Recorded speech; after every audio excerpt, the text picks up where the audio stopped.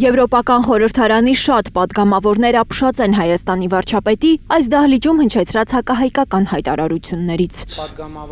Հայաստանի իշխանությունը Ադրբեջանի ջրաղացին է ջուր լցնում այս ամբիոնից, երբ իրենք հայ չլինելով ջանք չեն խնայում հասնելու նրան, որ Եվրամիությունը պատժամիջոցներ կիրառի Ադրբեջանի նկատմամբ։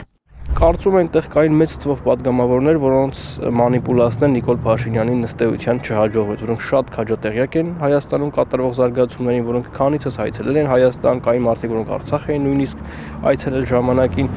Հայդատի կենտրոնական գրասենյակի հատուկ ծրագրերի պատասխանատու Գևորգ Ղուկասյանի խոսքով,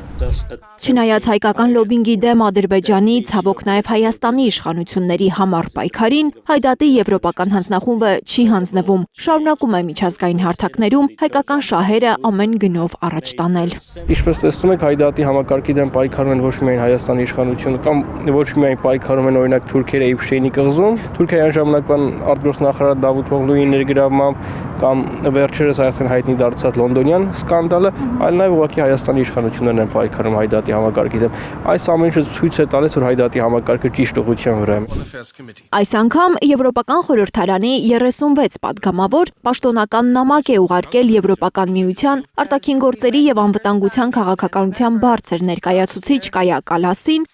պահանջելով պատժամիջոցներ կիրառել Ադրբեջանի նկատմամբ,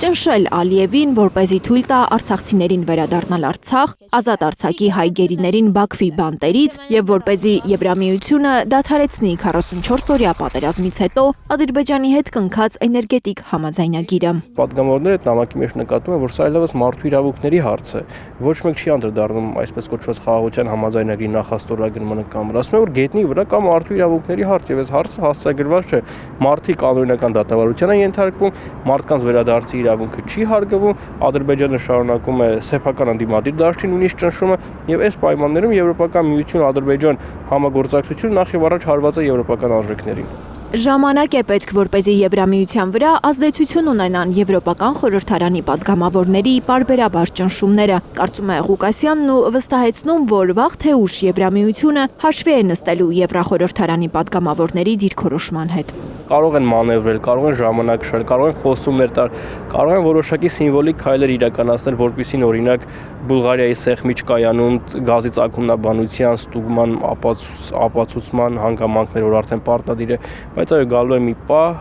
երբ արդեն մանևրելու տեղ չի մնալու։ Անցած անգամ էլ եվրախորհրդարանականների ու Հայդատի եվրոպական գրասենյակի ջանքերով Եվրամիությունն ու Եվրոպական խորհրդարանը ընդունել էին համատեղ ակտ, ըստ որի գազի բոլոր մատակարարները, որոնք մտնում են եվրոպական շուկա, պետք է ներկայացնեն հստակ ապացույցներ, որ Ռուսաստանից չեն բերում կապույտ վառելիքը։ Փորձագետները համոզված են, այս ակտի միջոցով կբացահայտվի, որ Ադրբեջանը խաբում է Եվրոպային, ադրբեջանական գազի անվան տակ ռուսական գազ է վաճառում Եվրոպային։ Լիլիթ Գասպարյան, Միլենա Պողոսյան, Հարություն Մաթևոսյան, Հայլուր։